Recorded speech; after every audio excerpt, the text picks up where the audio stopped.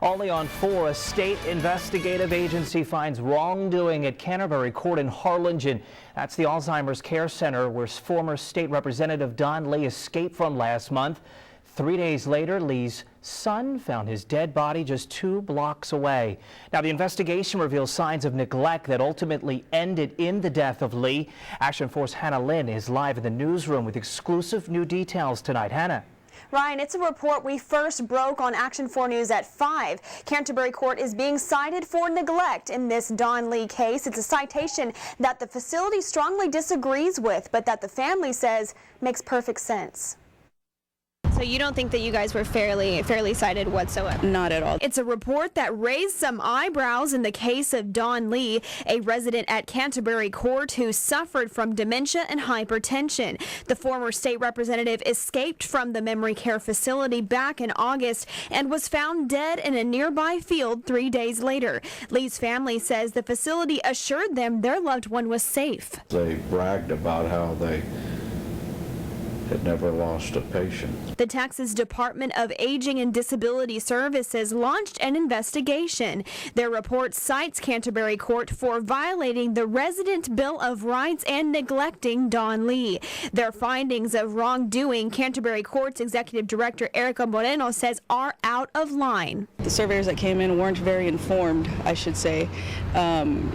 They were questionable, they were questioning wandering, they were questioning elopement. To have to explain that to them just showed us that they weren't informed to begin with. The report states that the facility was well aware of Lee's tendencies to escape from the facility and even caught him doing so a few times. One section of the report outlines that an alarm should have gone off to alert staff that Lee had exited the building, but when they investigated, the alarm was not working. But the door did chime and the alarm did go off, and I'm not really sure why the surveyors put that. But seeing how the facility is defending their actions has only upset the grieving Lee family.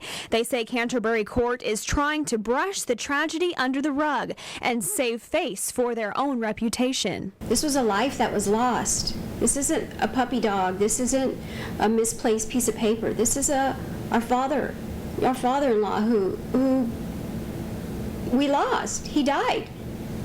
And I just think they're really making it as if it was absolutely nothing. The facility says they have appealed and plan to fight to get their record removed. We did follow all proper procedures and protocols. We are not a maximum secured prison. We're not anything like that. We are an assisted living. We do not provide one-to-one care.